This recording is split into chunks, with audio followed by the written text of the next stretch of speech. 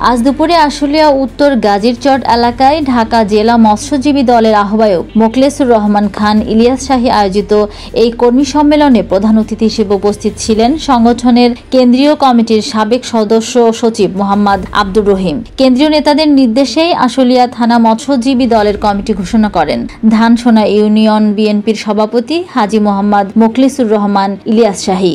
সম্মেলনে বিশেষ অতিথি হিসেবে বক্তব্য রাখেন ঢাকা জেলা বিএনপির সিনিয়র সহসভাপতি খন্দকার শাহ মাইনুল হোসেন বিল্টু, আশুলিয়া থানা বিএনপি সাধারণ সম্পাদক আব্দুল গফুর মিয়া, তাঁতিদল ঢাকা জেলা সভাপতি মোহাম্মদ জাকির হোসেন সহ আরও অনেকে। কর্মী সম্মেলনে বক্তারা বলেন, বিএনপিকে শক্তিশালী করতে তৃণমূল নেতাকর্মীদের ঐক্যের বিকল্প নেই। আন্দোলনের মাধ্যমে গণতন্ত্র পুনরুদ্ধার না হওয়া পর্যন্ত সবাইকে ঐক্যবদ্ধভাবে মাঠে থাকার আহ্বানও জানান তারা।